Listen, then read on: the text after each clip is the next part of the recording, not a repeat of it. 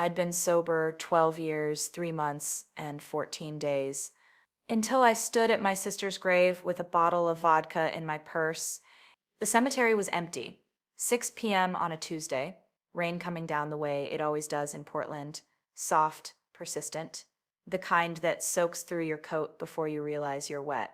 I'd bought the bottle an hour earlier, Grey Goose, my poison of choice before I got sober.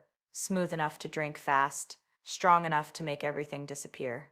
12 years, 3 months, 14 days, about to become zero. But I'm getting ahead of myself. Let me start from the beginning. My name is Dr. Maya Santos. I'm an addiction counselor, licensed therapist, PhD in clinical psychology, 12 years sober. Or I was 12 years sober. 6 months ago, my younger sister Riley died of a heroin overdose, 26 years old, found in her bathroom by her roommate, dead for 6 hours before anyone noticed. Riley was my baby sister, 7 years younger, the kid I practically raised after our parents divorced when I was 15, the one who looked up to me, who I promised to protect. I failed. The funeral destroyed me, standing there in front of 100 people talking about Riley like she was just a statistic. Another young person lost to addiction, another family shattered. But Riley wasn't a statistic to me. She was the little girl who used to crawl into my bed during thunderstorms, who called me when she got her first period because mom was too drunk to help, who came to me, not our parents, when she admitted she had a problem. That was 8 months ago. Riley, crying in my apartment. Maya, I need help. I can't stop using. I'm an addiction counselor. This is what I do. I help people. I researched facilities, found Cascadia Recovery Center, luxury treatment in the mountains, $85,000 for 90 days.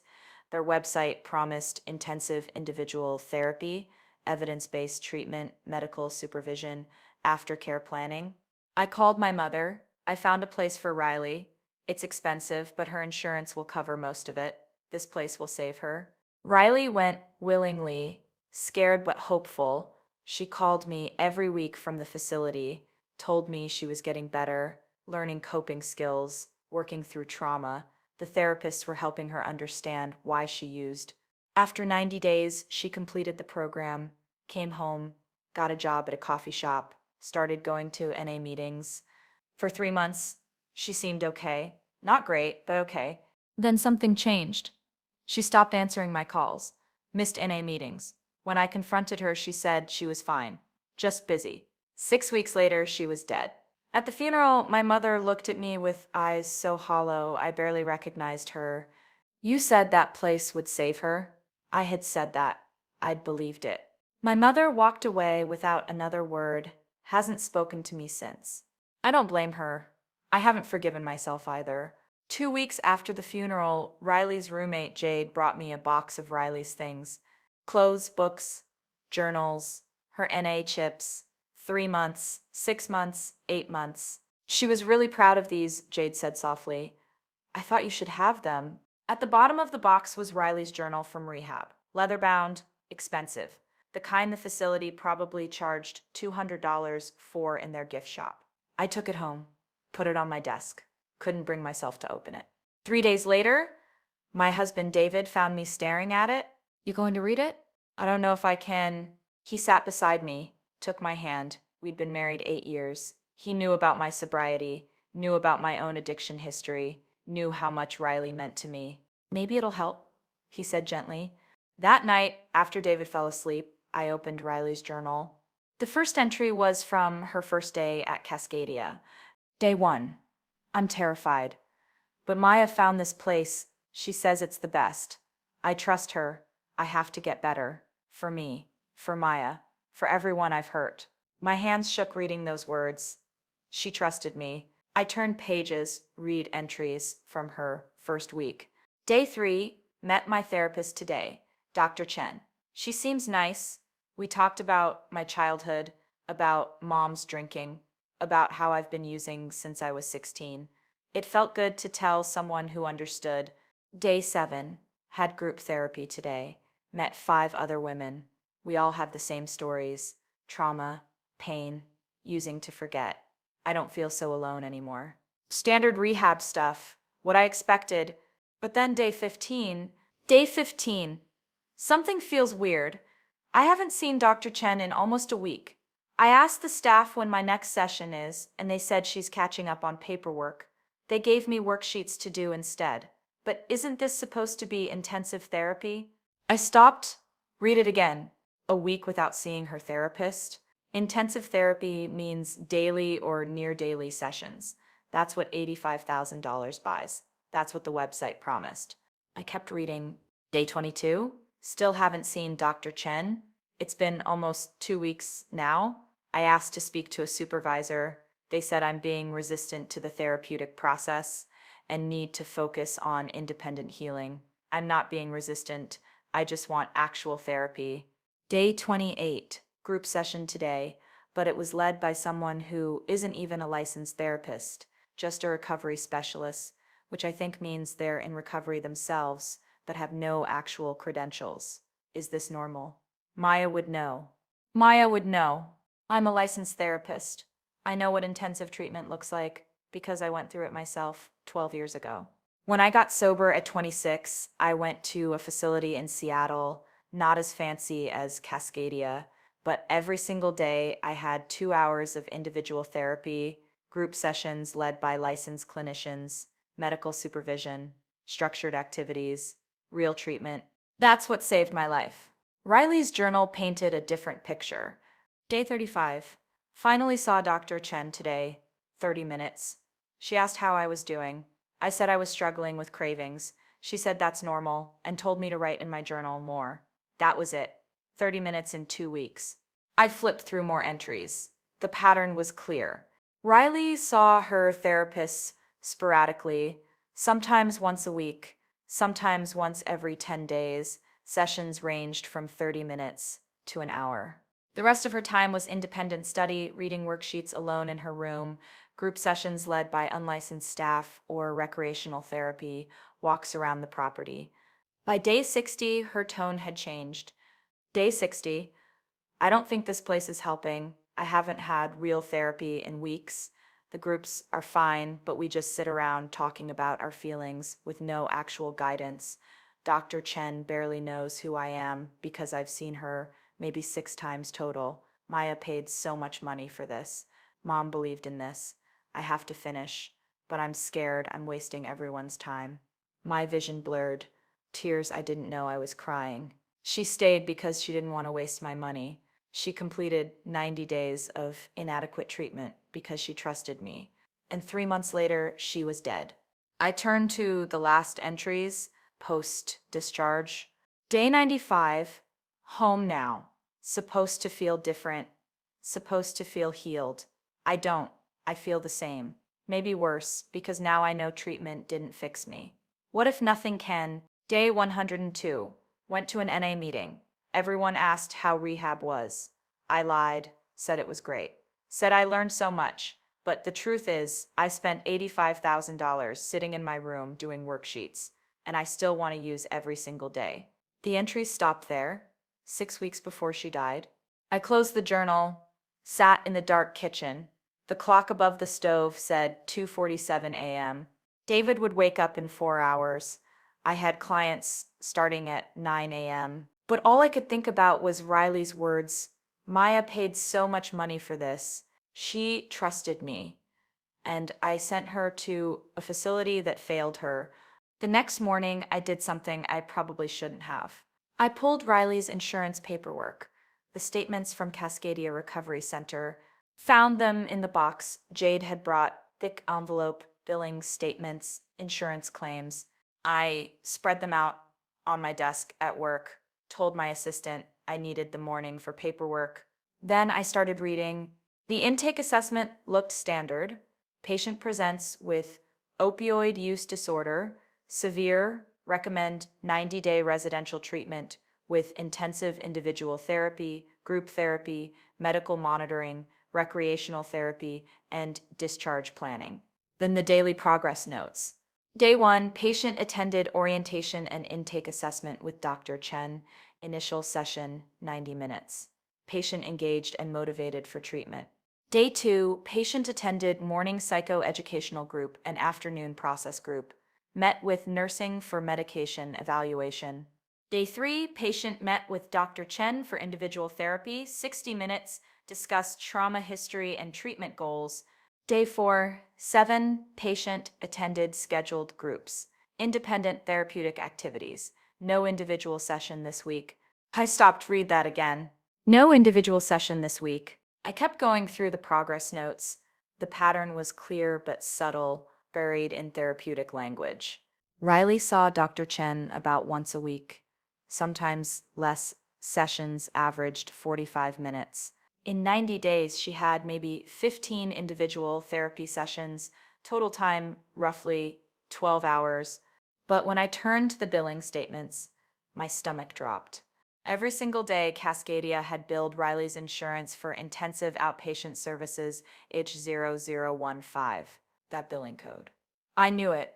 It requires a minimum of 9 hours per week of structured therapeutic programming. Individual therapy, group therapy, family therapy.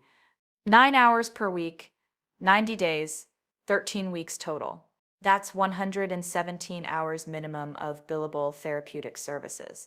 Riley got maybe 40 hours if I was generous and counted every group session and recreational activity, but Cascadia billed for 117 hours every single week. I pulled up the insurance payment records. Reimbursement rate for H0015, approximately $350 per day. 90 days at $350 per day, $31,500 total billed to insurance. For treatment, Riley mostly didn't receive. I sat back in my chair, felt cold all over. This was fraud. Healthcare fraud, insurance fraud. Cascadia Recovery Center had billed for intensive therapy and provided worksheets. And Riley died believing the problem was her, that she was unfixable, that treatment couldn't help her. When the truth was she never got real treatment at all. I did something I hadn't done in 12 years. I thought about drinking. Not just a passing thought, not wouldn't a glass of wine be nice. I thought about getting in my car, driving to the liquor store, buying a bottle of Grey Goose, and drinking until I couldn't feel anything. The way I used to when life got too hard. Before I got sober, before I became a therapist, before I promised myself I'd never be like my mother, I sat in my office, door closed, blinds drawn, hands shaking. I pulled up my sobriety app, the counter I looked at every morning, 4,487 days, 12 years, 3 months, 14 days. I'd built my entire life on those days, my career, my marriage, my identity as someone who helps addicts because I'd survived addiction myself. And now I was sitting here wanting to throw it away. I picked up my phone, almost called my sponsor. Sheila, 63 years old, 28 years sober. We'd met at an AA meeting 5 years ago. She was steady, grounded, wise. But Sheila didn't know about Riley's journal, didn't know about the fraud I'd just discovered, didn't know that the facility I'd recommended had destroyed my sister. If I called Sheila, she'd tell me to pray, to let go and let God, to focus on my own recovery. And I couldn't do that. Not yet. Because someone needed to pay for what happened to Riley. I put my phone down, took a breath. Then I pulled up Cascadia Recovery Center's website, clicked our team, and there at the top of the page was a photo that made my blood run cold. Facility director, Dr. Robert Hayes, PhD, LMFT, Bob. My sponsor, the man who saved my life 12 years ago. I met Bob 14 years ago in a hospital. I'd overdosed pills and vodka. Intentional. Maybe. I honestly don't remember. Just remember waking up with a tube down my throat and a nurse telling me I was lucky to be alive. I didn't feel lucky. Bob showed up the next day. Someone from NA must have told him there was a young woman in the ER who needed help. He sat beside my hospital bed, silver hair even then, kind eyes, calm presence.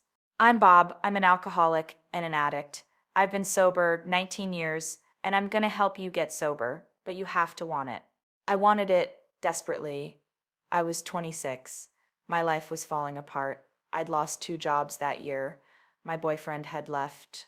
Riley, then 14, had stopped talking to me because I kept showing up drunk to her school events. Bob helped me get into a treatment facility in Seattle, visited me every week, became my sponsor when I got out, took my 3 a.m. calls when I was shaking with cravings. For 3 years, Bob was my anchor, the person who kept me sober when I wanted to die. Then he told me he was taking a job as a facility director. I can do more good on a systemic level, he said. Help more people than just one-on-one sponsorship. I thought it was noble.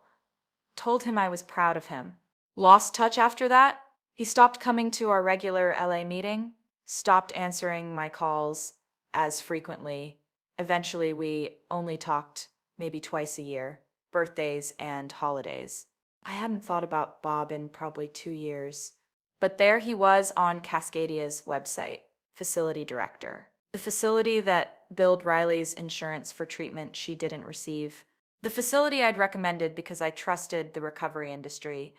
The facility run by the man I trusted to save my life.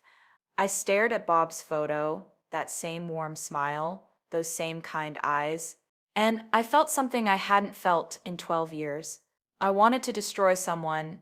I called Cascadia that afternoon. Professional voice, calm. This is Dr. Maya Santos. I'm a licensed therapist calling about a former patient, Riley Santos. She was discharged 6 months ago and recently passed away. I'm her sister, and I have some questions about her treatment. The receptionist transferred me to a patient advocate, man's voice, smooth, professional. Dr. Santos, I'm so sorry for your loss. I'm David Chen, patient advocate. How can I help? I've been reviewing Riley's treatment records, and I have concerns about the frequency of her individual therapy sessions. Her journal indicates she only saw Dr. Chen about once a week, sometimes less, but your website advertises intensive individual therapy. A pause. Dr. Santos, I can't discuss specific clinical details, but I can tell you our treatment model is evidence-based and exceeds industry standards. Does your treatment model include weekly individual therapy for patients whose insurance is being billed for daily intensive services? Longer pause. I'm not authorized to discuss billing, but I can assure you Riley received excellent care. Can you send me her complete treatment records, progress notes, billing statements, everything? I'm her next of kin. Of course, that request goes through our medical records department, takes about 30 days to process. 30 days, long enough to review what they were sending, edit what they didn't want me to see. I'd also like to speak with Dr. Hayes, your facility director. I know him personally. Another pause. Dr. Hayes' schedule is quite full, but I can leave a message. Tell him Maya Santos called.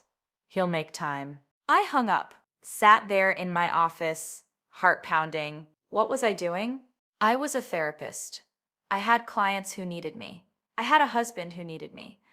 I had my own sobriety to protect.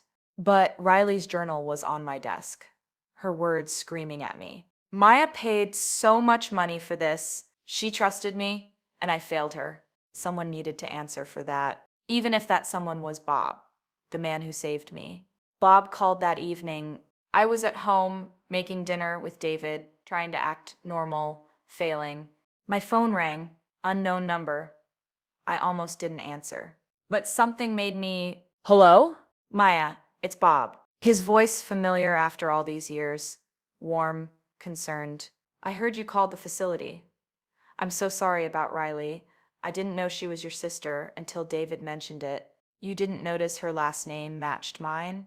Different insurance, different intake coordinator. We serve hundreds of patients. I can't personally review every file. Plausible.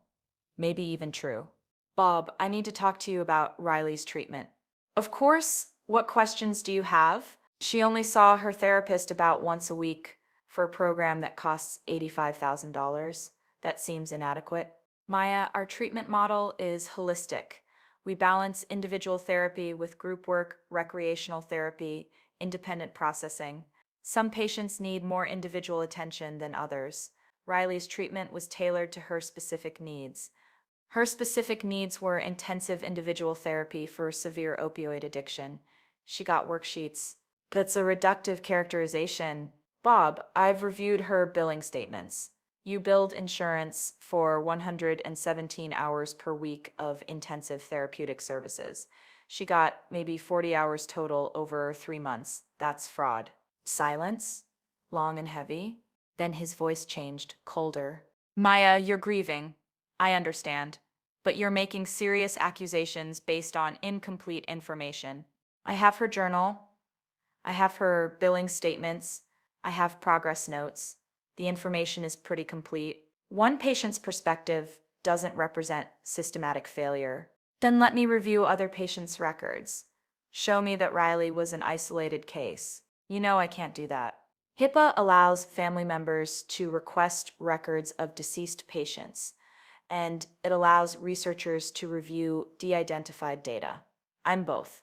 So either you're hiding something or you're not. He was quiet. Then, Maya, I'm going to be direct with you. You're my sponsee, someone I care about deeply, and I'm worried about you. This obsession with Riley's treatment, it's not healthy. It's going to affect your sobriety. There it was, the threat wrapped in concern. My sobriety is fine. Is it? Because you sound like someone who's looking for someone to blame, and that's addict thinking. Maya, you know that.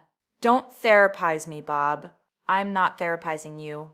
I'm being your sponsor, the person who's known you for 14 years, and I'm telling you, let this go. Riley relapsed. That's tragic, but it's not Cascadia's fault. It's not your fault. It's the disease. Did the disease bill insurance for services it didn't provide? He sighed. I think you need to talk to Sheila, your current sponsor. Work through this grief before it destroys you. I'll do that, right after you send me Riley's complete records. Unredacted. 30 days standard processing. Fine. I hung up. David was staring at me from the kitchen. Who was that? Bob. My old sponsor. The one who runs that rehab Riley went to? Yeah. What did he say? I looked at my husband, 8 years of marriage. He'd supported me through grad school, through starting my practice, through Riley's addiction and death. But I hadn't told him what I'd found in Riley's journal, hadn't told him about the fraud, hadn't told him that I was about to investigate the man who saved my life. He said, I'm grieving and I need to let it go. And are you going to let it go?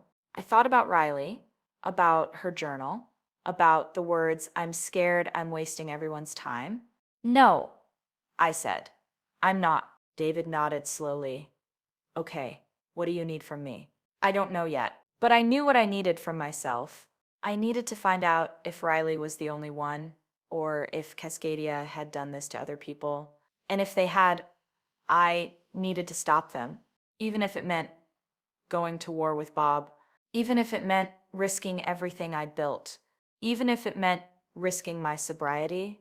Because Riley died believing she was unfixable, and someone needed to pay for that lie. That night, after David fell asleep, I did something that would change everything. I posted in an online recovery forum anonymously. Has anyone here attended Cascadia Recovery Center in Portland, Oregon?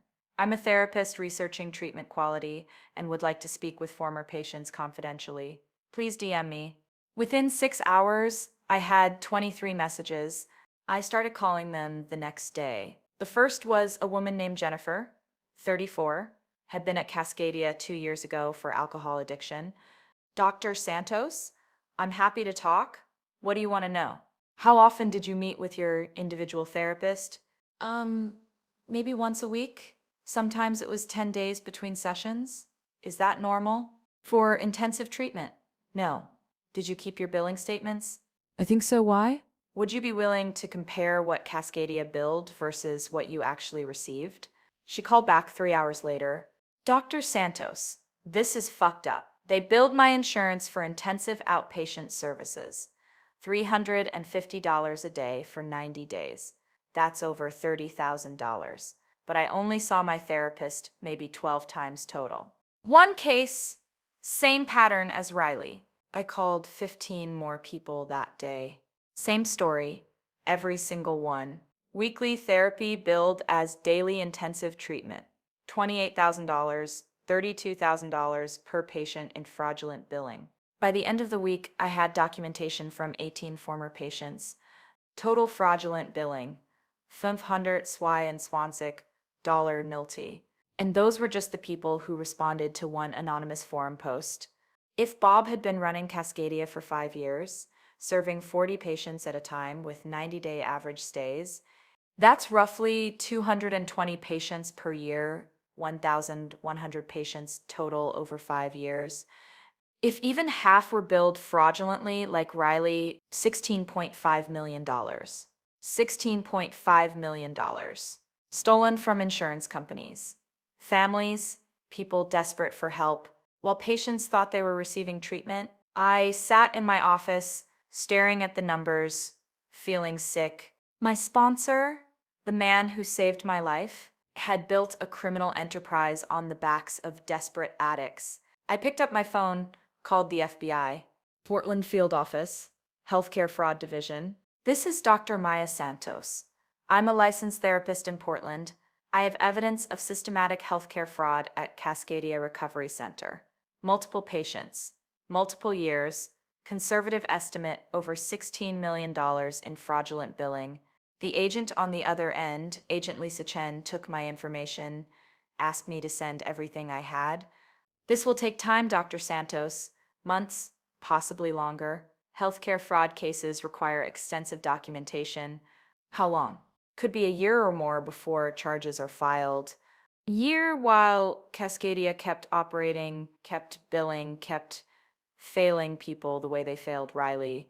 I'll send everything today, I said. After I hung up, I sat there, hands shaking.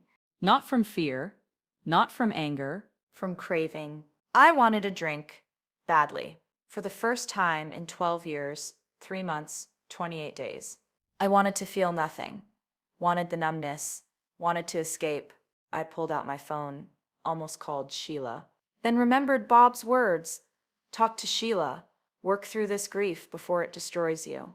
He was trying to redirect me, get me focused on my recovery instead of his crimes. I put my phone away, didn't call Sheila. Didn't call anyone.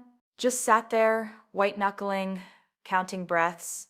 12 years, 3 months, 28 days, 4,501 days of sobriety, hanging by a thread, because I'd just declared war on the man who taught me how to stay sober. And I didn't know if I could win that war and survive it. I made it through the night without drinking. Barely. Sat on the couch until 4 a.m. David asleep upstairs, me downstairs, staring at nothing, hands shaking, mind racing. Every time I closed my eyes, I saw Riley's journal, her handwriting. Maya paid so much money for this. And Bob's voice on the phone. This obsession isn't healthy. It's going to affect your sobriety. He was right. It already was. At 4:23 a.m., I did something I hadn't done in years. I looked up AA meetings, found one that started at 6 a.m. across town, early morning meeting for people getting sober, people on day 1, day 3, people still shaking from detox. I hadn't been to an early morning meeting in a decade. Didn't need them anymore. I was stable, solid, 12 years sober. But sitting there on my couch, craving vodka so badly I could taste it, I realized something. I wasn't stable. I was pretending to be stable. There's a difference. I drove to the meeting in the dark, rain on the windshield. Portland doing what it does. The meeting was in a church basement. Fluorescent lights. Stale coffee. 12 people sitting in a circle. Most of them looked destroyed, shaking, pale, fresh from whatever hell they'd been living in. I sat down, waited my turn. When it came, I stood up. My name is Maya. I'm an alcoholic and addict. I've been sober 12 years, 3 months, 29 days, and right now I want to drink more than I've wanted anything in 12 years. The room was quiet. Then someone said, "Keep coming back, Maya." After the meeting, a woman approached me, maybe 50, worn face, but kind eyes. "You said 12 years? That's amazing. What happened?" I almost lied, almost said just stress, but something about her face, the understanding there, made me tell the truth. My sister died 6 months ago. She went to rehab. They failed her, billed insurance for treatment she didn't receive. And the facility is run by my old sponsor, the man who saved my life. I'm investigating him, and it's destroying my sobriety. She nodded slowly. You can't carry someone else's recovery and your own at the same time. Eventually, you have to choose. I can't just let it go. I didn't say let it go. I said you have to choose investigation or sobriety. Maybe you can have both. Maybe you can't. But you need to know which one matters more. She walked away, left me standing there. Investigation or sobriety? Riley's death or my own survival? I didn't know how to choose. The FBI records I'd sent to Agent Chen, 18 patient testimonies, billing records, pattern analysis, sat in some bureaucratic queue for 3 weeks before she called back. Dr. Santos, we've reviewed your evidence. We're opening a preliminary investigation. I was at my office between clients. What does preliminary mean? It means we believe there's enough to warrant further inquiry. We'll be interviewing the patients you identified, subpoenaing Cascadia's financial records, but I need to warn you this will take months. Building a healthcare fraud case is complex. How many months? 6 to 12. Maybe longer if Cascadia fights the subpoenas. A year? While they kept operating? Kept defrauding people? Agent Chen, every day they're open, they're billing someone's insurance for treatment they're not providing. I understand your urgency, but if we move too fast, their lawyers will tear apart our case. We need to be thorough. I wanted to scream, wanted to demand immediate action, but I knew she was right. Okay, what do you need from me? Keep documenting. If you find more victims, let me know. But Dr. Santos, don't contact Bob Hayes directly. Don't tip him off that we're investigating. Too late for that. I'd already confronted him on the phone. Understood. After I hung up, I sat at my desk, stared at the photo of Riley. I kept there, her high school graduation, smiling, hopeful, 17 years old, with her whole life ahead. She'd be 27 next month if she'd lived. My phone buzzed. Text from David, dinner with my parents tonight. You forgot, didn't you? I had forgotten completely. I texted back, sorry, long day, what time? 6:30. You okay? Was I okay? I was investigating my sponsor for fraud, craving alcohol constantly, going to 6 a.m. AA meetings because I couldn't sleep, lying to my husband about how close I was to relapsing. I'm fine, I typed. Another lie. Dinner with David's parents was torture. His mother, Patricia, spent an hour talking about their upcoming cruise, the Mediterranean. 2 weeks. Wasn't it exciting? I smiled, nodded, pushed food around my plate. Maya, you're so quiet tonight, Patricia said. Everything all right? Just tired. Work has been busy. Still seeing those troubled people? I don't know how you do it. All that addiction and despair. Doesn't it get to you? Those troubled people, like Riley, like me. Someone has to help them, I said evenly. David's hand found mine under the table, squeezed, warning or support, I wasn't sure. After dinner in the car, David said, You're not fine. I'm just, don't say you're fine. You've barely slept in 3 weeks. You're going to meetings at 6 a.m. You're not eating, and you're lying to me. What's going on? I stared out the window, rain streaking the glass. I'm investigating Cascadia. The rehab Riley went to, they committed fraud. Billed insurance for treatment she didn't receive. I've found 18 other victims. Same pattern. I reported it to the FBI. David was quiet. Then the facility your sponsor runs. Yes. The man who saved your life. Yes. Maya, that's huge. Why didn't you tell me? Because I knew what you'd say, that I should let the FBI handle it, that I should focus on my own recovery, that investigating Bob is going to destroy my sobriety. Is it? Destroying your sobriety? I thought about the 6 a.m. meetings, the shaking hands, the constant craving, the way I'd driven past a liquor store twice this week and had to force myself to keep driving. I don't know yet. David pulled over, turned off the car, looked at me in the dark. I love you, and I support you, but I need you to be honest with me. Are you going to drink? I don't wanna. That's not what I asked. I don't know, David. I'm trying not to, but I'm barely holding on. He took my hand. Then you need to talk to Sheila, your sponsor. Get help. Sheila will tell me to drop the investigation to focus on my own recovery. And would that be wrong? I pulled my hand away. Riley died because that facility failed her. If I drop this, no one holds them accountable. They keep operating, keep defrauding people, keep failing addicts who are desperate for help. And if you keep going, you relapse. Then what? You can't help anyone if you're not sober. I know that. Do you?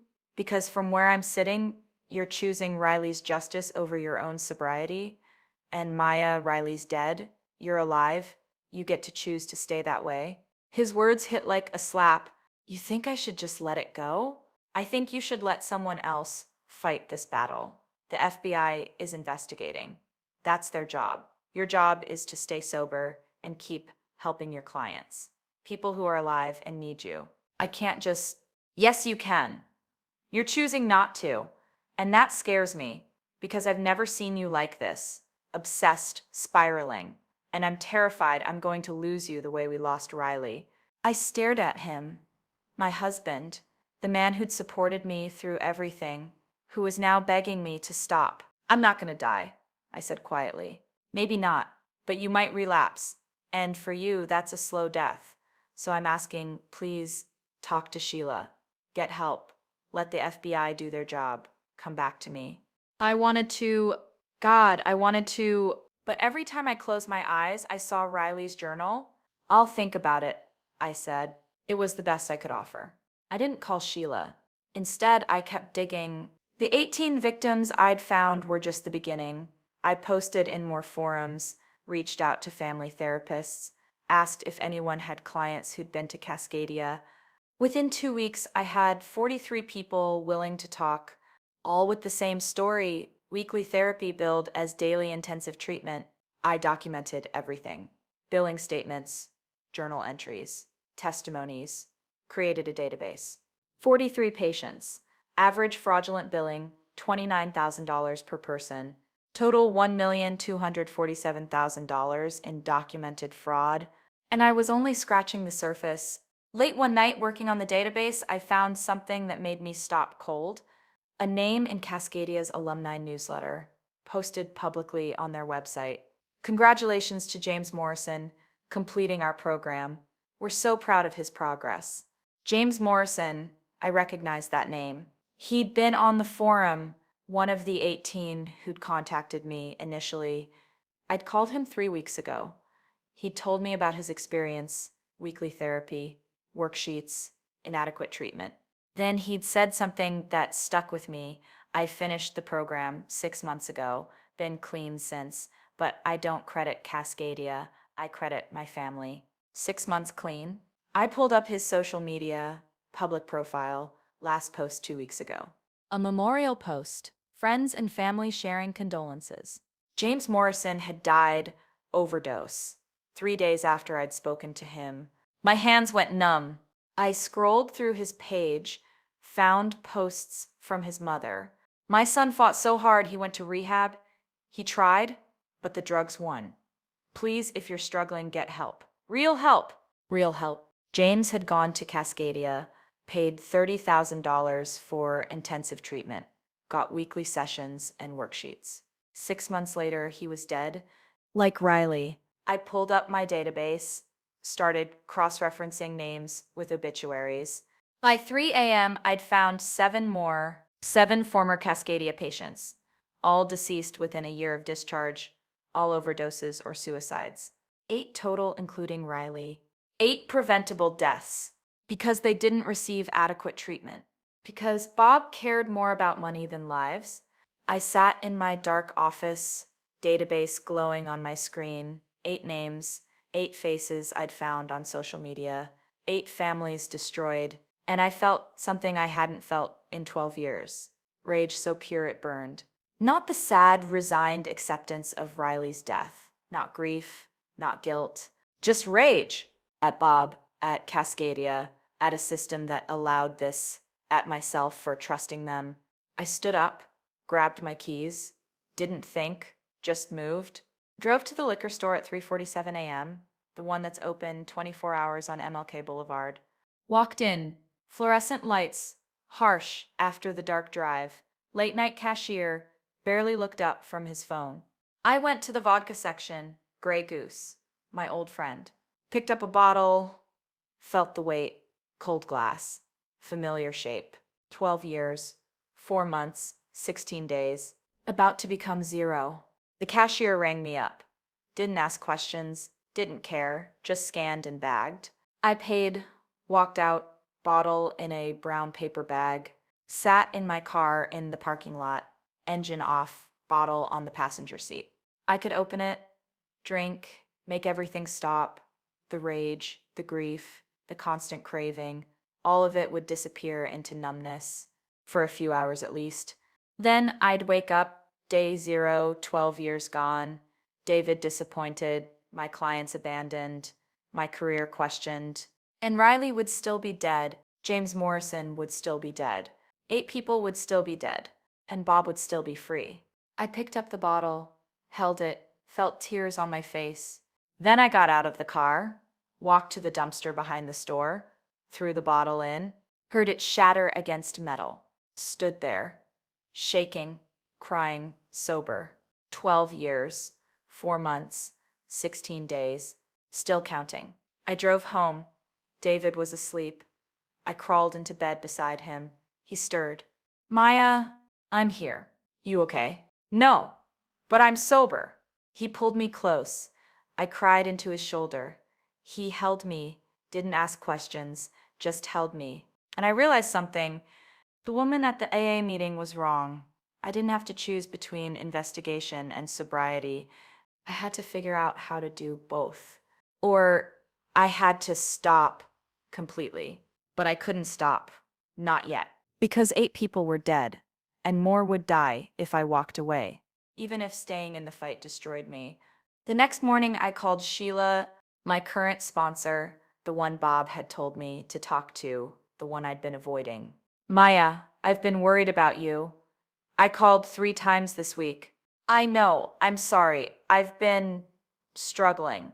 Tell me.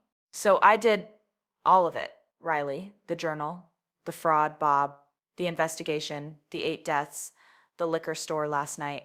Sheila listened, didn't interrupt. When I finished, she was quiet for a long time. Then Maya, you're in crisis. You know that, right? I know. You bought a bottle. You came this close to drinking. After 12 years. That's not struggling. That's relapsing. You just happened to throw it away this time. But I did throw it away. This time. What about next time? What about when you find victim number 9, number 10, when the investigation drags on for months and you're still white-knuckling every day? I don't know. I do.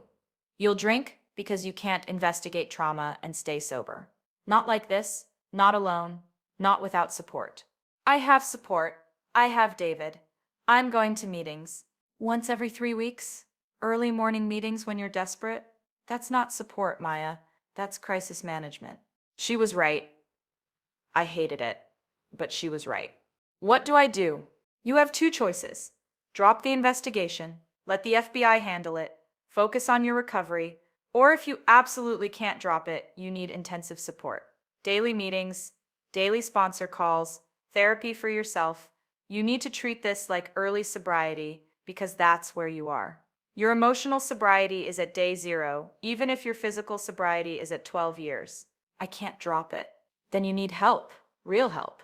Not me calling you once a week, not occasional meetings, daily structure. Okay. Maya, I need you to hear this. If you don't get help, you're going to drink. Not maybe. You're going to drink. And you might not come back. Her words hung there. Heavy, true. I hear you. Good. So, starting today, you call me every morning, every single morning, before you do anything else. We talk 10 minutes, check in, how you're feeling, what you're craving, what support you need that day. Agreed? Agreed. And you go to at least 1 meeting every day. I don't care if it's Zoom, I don't care if it's 6 a.m. or 11 p.m. 1 meeting, minimum. Agreed? Agreed. And if you feel like drinking, If you even think about going to a liquor store, you call me first. Before you buy. Before you open the bottle. You call me, agreed? Agreed. Okay, we're gonna get through this. But Maya, you need to know something. Bob was right about one thing. This investigation is dangerous for your sobriety, but you're also right that it matters. So we're gonna figure out how to do both together. I felt something I hadn't felt in weeks. Hope, small, fragile, but there. Thank you, Sheila. Don't thank me yet. We've got a long road ahead. I started calling Sheila every morning, 7 a.m., before work, before clients, before anything. Some days we talked for 5 minutes, some days 20, but I called every single day. And I went to meetings daily, sometimes in person, sometimes Zoom, late night meetings when I couldn't sleep, lunchtime meetings between clients. I heard myself share things I'd never said out loud. My name is Maya. I'm an alcoholic, 12 years sober, and I'm investigating the man who saved my life for fraud, and it's killing me. People nodded. No one looked shocked. In DA, nothing is shocking. One old timer, must have been 70, came up to me after a meeting. The hardest thing in sobriety isn't staying sober when life is good. It's staying sober when you're doing the right thing and it's destroying you. How do you do it? One day at a time, and you remember you can't save the world if you're drunk. Simple, true. I kept investigating, but differently, structured, controlled. 2 hours a day? That's all I allowed myself. 8, 10 p.m., after dinner. Before bed, I'd work on the database, contact victims, document evidence. Then I'd close my laptop, walk away, read something mindless, watch TV with David, anything to not obsess. It was working, slowly, but working. Until Agent Chen called with an update. Dr. Santos, we've hit a roadblock. Bob Hayes has hired attorneys. They're fighting our subpoenas, claiming patient privacy. This is going to delay the investigation significantly. How significantly? Could be another year, maybe more. My stomach dropped. A year while he keeps operating? I'm sorry. This is the reality of white-collar crime. They have resources to fight us. After I hung up, I sat there numb. A year. How many more people would go to Cascadia in a year? How many would be defrauded? How many would die? I called Sheila, emergency call. She answered immediately. What happened? I told her. The delay, the lawyers, the year. And how do you feel? Like I want to burn down Bob's facility with him inside it. Okay, that's honest. What else? Like, I want to drink. Like, everything I'm doing is pointless. Like, Riley died for nothing and will keep dying for nothing. Are you going to drink? Was I? I looked at my hands, shaking. Looked at the clock. 4:47 p.m. Liquor stores still open. I don't know. Where are you? Home office. Where's David? Work? Won't be home for 2 hours. I'm coming over right now. Don't move. Don't leave that office. I'll be there in 15 minutes. She hung up. I sat there, staring at nothing, feeling the craving build.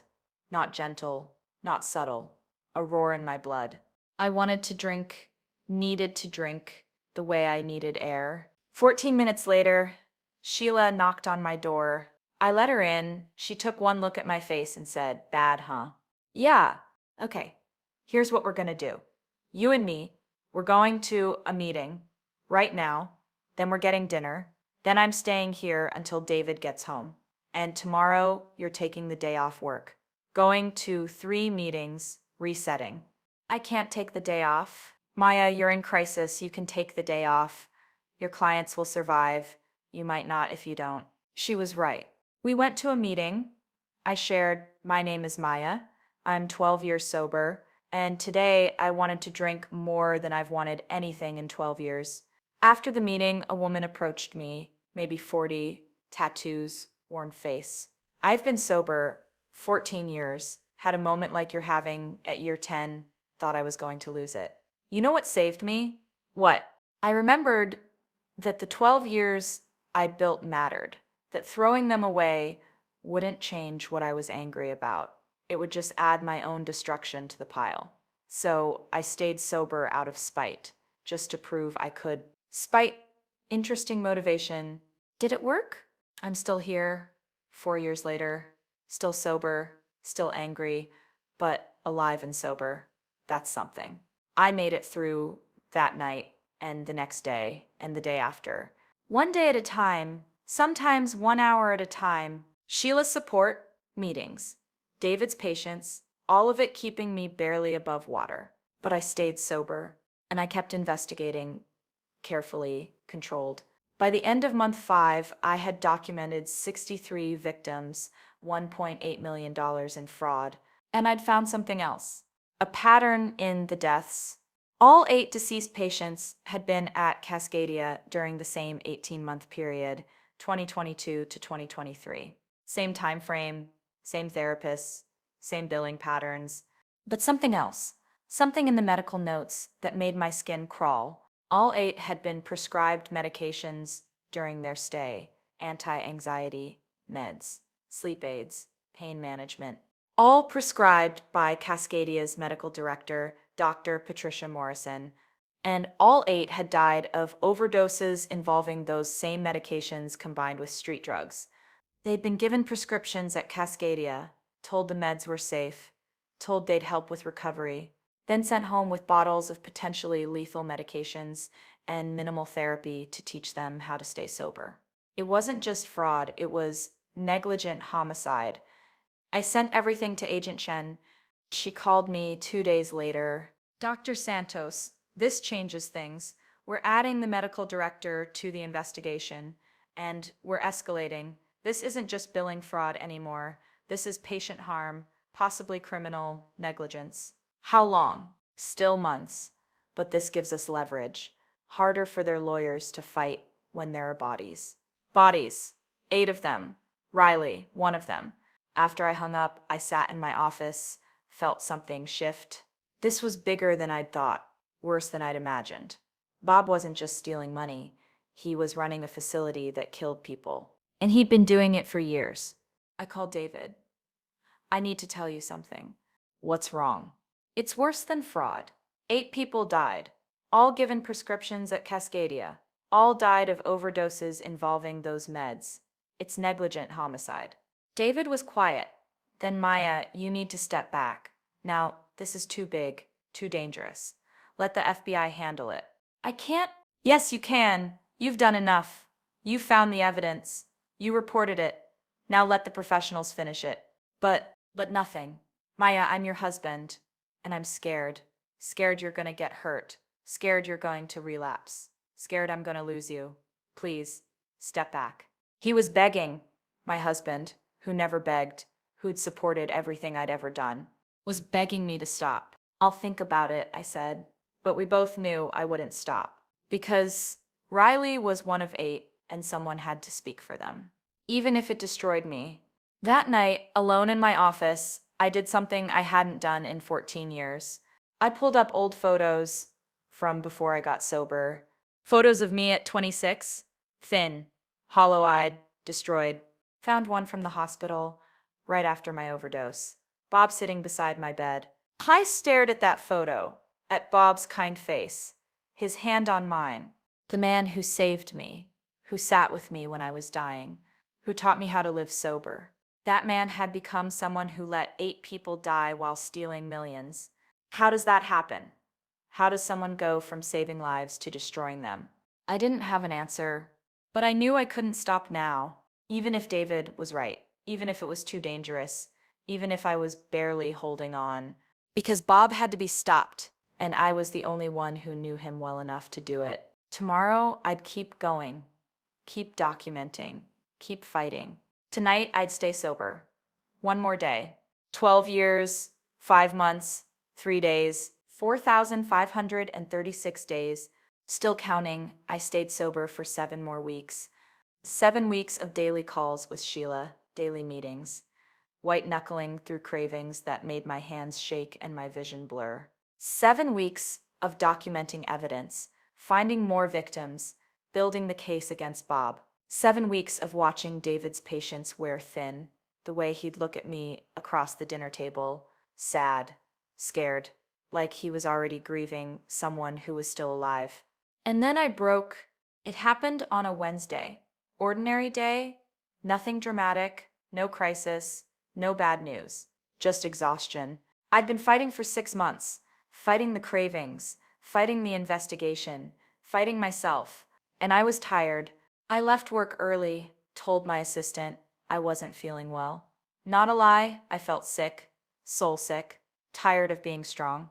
I drove past my house, drove to the liquor store on 82nd, the one where I'd thrown the bottle away 2 months ago. Walked in, bought Grey Goose, paid cash. The cashier didn't look at me, didn't care. I drove to Forest Park, found a parking lot, empty, trees everywhere, rain starting. Opened the bottle, smelled it, vodka and failure and relief. 12 years, 6 months, 11 days, 4,575 days of sobriety. Gone. I drank. The first swallow. Burned. Familiar. Wrong. Right. All at once. The second went down easier. By the third, I was crying. By the 10th, I was numb. I don't know how much I drank. Half the bottle. More. I woke up in my car 4 hours later, head pounding, mouth tasting like chemicals, vodka bottle empty on the passenger seat. My phone showed 17 missed calls. David, Sheila, my office. I checked the time, 8:47 p.m. David would be losing his mind. I was supposed to be home at 6. I tried to start the car, hands shaking too hard to get the key in the ignition. Called an Uber instead. Left my car in the parking lot, went home. David was standing in the doorway when I arrived, took one look at me, smelled the vodka, saw the truth. You drank. Not a question, a statement. I'm sorry. How much? I don't know. A lot. He stepped aside, let me in, closed the door. Didn't yell, didn't cry, just looked at me. I can't do this, Maya. I know, I'm sorry. I'll call Sheila. No. I can't do this. I can't watch you destroy yourself. I've been trying for 6 months, begging you to stop, to let someone else fight this. And you chose the investigation over me, over us, over your own sobriety. David, I love you, but I can't save you, and I can't watch you die. So I'm leaving. He walked upstairs. I heard him packing, heard the zipper on his suitcase, heard him come back down. He stopped at the door. When you're ready to choose sobriety over revenge, call me. Until then, I can't be here. He left. I sat on the floor, drunk alone. 12 years gone. And I called Sheila. She answered on the first ring. Maya, where have you been? I've been calling. I drank. Silence. Then where are you? Home. David? Left. Said he can't watch me destroy myself. Are you going to drink more? I looked at my empty hands, the empty house, the empty everything. I don't know. I'm coming over right now. Don't move. She arrived 20 minutes later, found me still sitting on the floor, sat beside me, didn't lecture, didn't judge, just said, day 0 is the hardest day, but you've done it before. You can do it again. I lost 12 years. You lost 12 years of counting. You didn't lose what you learned, what you built, who you became. That's still there. David left. I know. And that's devastating. But Maya, you made a choice. The investigation over your marriage, over your sobriety, and choices have consequences. Was I wrong to keep going? Sheila was quiet. Then, I don't know, you stopped a man who was killing people. That matters, but you destroyed your own life to do it. So was it worth it? Only you can answer that. I checked into a rehab facility the next day. Not Cascadia, God, not Cascadia. A small place in Eugene. 30 days. Insurance barely covered it, but I went anyway. Called my office, told them I needed medical leave. Didn't say why, they didn't ask. The first week was hell. Detox, shaking, vomiting, nightmares. The second week was worse. Facing what I'd done, what I'd lost. My marriage, my sobriety, my identity as someone who had their shit together. In group therapy, I had to introduce myself. My name is Maya. I'm an alcoholic and addict. I had 12 years sober. I relapsed 6 days ago. I'm here because I destroyed my life investigating my sponsor for fraud. The therapist, a woman in her 50s, kind eyes, said, "Tell us about that, the investigation." So I did. Riley, the journal, the fraud, the 8 deaths, Bob, everything. When I finished, another patient, young guy, maybe 25, said, "So you relapsed, but you stopped a killer.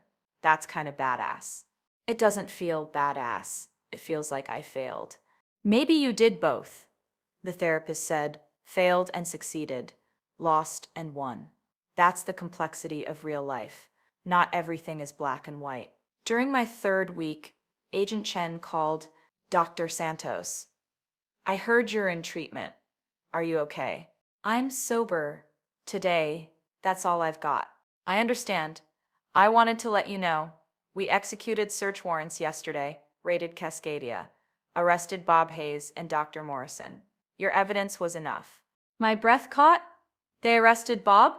"Yes." Charges include healthcare fraud, conspiracy, and 8 counts of criminally negligent homicide. He's looking at 20 years minimum. 20 years. The man who saved my life was going to prison for 20 years because of evidence I'd gathered. Dr. Santos, this case wouldn't have happened without you.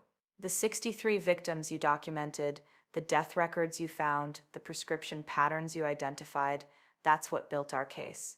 You did this. I also relapsed doing it. I know. And I'm sorry, but you saved lives. Future lives. People who won't go to Cascadia now. People who won't die because Bob's locked up. That has to count for something. Get it? I'd saved theoretical future people while destroying my actual present life. Math that didn't balance. I left rehab after 30 days, 28 days sober, started counting from 0. David hadn't visited, hadn't called. I didn't blame him. But he'd left a note at the house when I got back. "Maya, I'm staying at my brother's. I need time. I love you, but I don't know if that's enough anymore. I need to see that you're choosing recovery, not just saying it, actually choosing it before I come home. Take care of yourself, Nishi." I read it 3 times, cried, then went to a meeting. "My name is Maya. I'm an alcoholic and addict. I have 28 days. I lost 12 years investigating fraud, lost my husband, but I'm here. That's all I've got." An older woman approached me after, must have been 70, white hair, gentle face. "I lost 23 years to a relapse. Thought my life was over. That was 15 years ago. I'm 38 years sober now. Second time around. And you know what? This sobriety is stronger than the first one because it's built on honesty instead of pride." "How do I get my husband back?" "You don't, not yet. You get yourself back first. Then maybe he comes home. Maybe he doesn't. But you'll be okay either way if you're sober." The trial was 9 months later. I was 11 months sober, day 337. David had moved back home after 6 months, cautious testing. We were rebuilding slowly. I sat in the courtroom, front row, watched Bob in his expensive suit, watched him sit at the defense table like this was all a misunderstanding. The prosecution called 63 victims, one by one, telling their stories. Then they called the families of the 8 who died. Riley's turn came on day 3. I took the stand, swore to tell the truth. The prosecutor, a sharp woman named Catherine Ross, asked me to identify Exhibit 47, Riley's journal. That's my sister's journal from her time at Cascadia Recovery Center. "Can you read the entry from day 60? My hands shook, holding the journal, but I read it. Day 60. "I don't think this place is helping. I haven't had real therapy in weeks. Maya paid so much money for this. I have to finish, but I'm scared I'm wasting everyone's time." My voice broke on the last sentence. Catherine gave me a moment. "What happened to Riley after she left Cascadia?" "She died 3 months later, heroin overdose. She was 26. "And did Cascadia provide the intensive treatment they billed insurance for?" "No. They billed for 117 hours per week of intensive services. Based on her journal and the billing records, she received maybe 40 hours total over 90 days. Bob's lawyer objected, argued about my credibility. Dr. Santos relapsed during her investigation of my client. She's biased. Her testimony is unreliable. Catherine faced the jury. Dr. Santos did relapse. She lost 12 years of sobriety investigating this case. Why would she do that if she wasn't absolutely certain of the fraud? She sacrificed her own recovery to expose Mr. Hayes. That doesn't make her unreliable. It makes her credible. The jury looked at me. I looked back, let them see everything. The pain, the loss, the truth. Bob took the stand in his own defense. His lawyer asked Dr. Hayes, "Did you know Maya Santos was investigating you?" "Yes, she called me, made accusations. I tried to help her understand our treatment model." "And what did you tell her?" "I told her she was grieving, that she was looking for someone to blame for Riley's death, that her obsession was going to destroy her sobriety. I was trying to protect her." "Because you were her sponsor?" "Yes, I saved Maya's life 14 years ago. I loved her like a daughter. Watching her spiral during this investigation broke my heart." Catherine cross-examined him. "Mr. Hayes, you said you tried to protect Dr. Santos's sobriety. Is that why you threatened her on the phone? Told her she'd relapse if she continued investigating?" "I was warning her. You were trying to silence her because you knew what she'd find. The 63 victims, the 8 deaths, the $1.8 million in fraud. You knew she was right. And you tried to use her addiction against her to shut her up." Bob's face hardened. "Maya chose to relapse. That's on her, not me. She relapsed gathering evidence that put you here, evidence of 8 preventable deaths, including her own sister. You're right that her relapse is tragic, but you're the reason she had to investigate in the first place." The jury deliberated for 11 hours. Guilty on all counts. Bob was sentenced 3 weeks later, 22 years in federal prison. He'd be 79 if he survived his sentence. Dr. Morrison got 16 years. The billing coordinator got 8. Cascadia was shut down permanently, assets liquidated. The 63 victims were awarded restitution. Average payout $28,000 each. And the 8 families, including mine, received additional compensation for wrongful death, $500,000 to Riley's estate. My mother got it. She called me for the first time since the funeral. The lawyer said, "You're why we got this money, that you investigated." "Yeah." "Did it bring her back?" "No." She hung up without saying thank you, without saying anything else. I sat there holding my dead phone. $500,000. Riley's life valued at $500,000. It felt obscene. 2 years after the trial, I did something I thought I'd never do. I visited Bob in federal prison. I was 2 years, 3 months, 7 days sober, day 827. David and I had survived, barely rebuilt our marriage in therapy, learned to trust again. He'd stuck with me. I didn't deserve it, but I was grateful. Bob sat across from me in the visitation room, orange jumpsuit, grayer, thinner, smaller somehow. "Maya, I didn't think you'd come." "I didn't think I would either." Silence, heavy, full of everything we'd never said. "How's your sobriety?" he asked. 2 years? Second time around? "I'm sorry I wasn't there for you when you relapsed." "You're the reason I relapsed." He flinched. "I know. And I'm sorry for everything. The fraud, the deaths, trying to silence you, all of it." "Why'd you do it?" "Bob, you saved my life. You were a good sponsor. How do you go from that to killing 8 people for money?" He was quiet for a long time, staring at his hands. "It started small, cutting corners, billing a little extra, telling myself everyone does it. Then it got bigger. And I couldn't stop because I needed the money. I had debts, gambling debts, from before I got sober. They never went away, just grew. And Cascadia was my way out." "So you killed 8 people to pay off gambling debts." "I didn't mean to kill anyone. I thought we were providing adequate care." "You billed for care you didn't provide. You knew Riley wasn't getting therapy. You knew James Morrison wasn't. You knew all of them weren't, and you did nothing." "You're right. I did nothing. and 8 people died, including your sister. I'll live with that every day for the next 20 years. I looked at this man, the man who sat beside my hospital bed when I was dying, who taught me the 12 steps, who saved me, and who destroyed Riley. Both true, both real. I don't forgive you, I said. I don't know if I ever will, but I needed to see you, to remind myself that you're human, that the person who saved me and the person who killed Riley are the same person, and that people are complicated. Maya, for what it's worth, I'm proud of you. You stayed sober after relapsing. That's the hardest thing, and you stopped me from hurting more people. That took courage. It took everything. My marriage almost ended. My sobriety was destroyed. I'm rebuilding from scratch. But you're building. That's what matters. I stood to leave, stopped at the door. Bob, I need you to know something. You saved my life 14 years ago, and I'll always be grateful for that.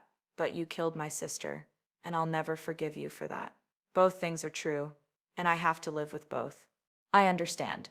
I walked out, didn't look back. 3 years sober, day 1095. I stood at Riley's grave, flowers in my hand. First time I'd visited since getting sober again. Hey, little sister, it's been a while. Rain starting, always raining in Portland.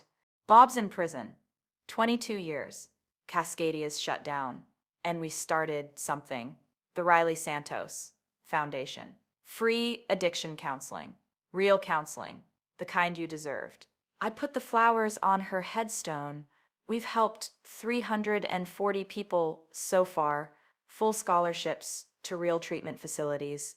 We verify everything, no fraud, no corners cut, just help. The rain came harder. I didn't move. I lost 12 years investigating Bob, lost David for 6 months, lost myself for a while, but I got it back, different than before, stronger in some ways, more broken in others. A car pulled up. David, he'd followed me, knew where I'd be. He walked over, stood beside me, took my hand. You ready to go home? Yeah. We walked to the car together. 3 years sober, married, running a foundation, helping people the way Riley deserved to be helped. Bob was in prison. Riley was still dead. 8 families still grieving. But 340 people got real treatment because of what I'd built from the ashes of my relapse. Was it worth it? I lost 12 years, lost my marriage temporarily, lost my sense of who I was. But I gained something too, the knowledge that I could fall and get back up, could relapse and rebuild, could lose everything and start over. My name is Dr. Maya Santos. I'm an alcoholic and addict. I had 12 years of sobriety. I lost it investigating my sponsor for fraud. Now I have 3 years built on honesty instead of perfection. Bob Hayes got 22 years in federal prison. He's 61. He'll be 83 if he survives. Riley's dead. She'd be 29 next month. 8 people died because Cascadia cared more about money than lives. 63 people were defrauded. They got their money back, $28,000 each. Not enough to replace what they lost. But something, the Riley Santos Foundation has helped 340 people get real treatment, free, verified. No fraud. And me? I'm 3 years sober. Second time around. Married. Rebuilding. Still seeing clients. Still helping people. Still going to meetings. Still counting days. One at a time. Was exposing Bob worth losing 12 years? I don't know. Some days, yes. Some days, no. But I did it. And I survived it. And Riley's death meant something. That has to count for something. Subscribe to The Quiet Reckoning if this story resonated. This is where we tell stories about the cost of doing the right thing, about justice that breaks the person who seeks it, about falling and getting back up. Drop a comment. If stopping a killer meant losing everything you'd built, would you do it?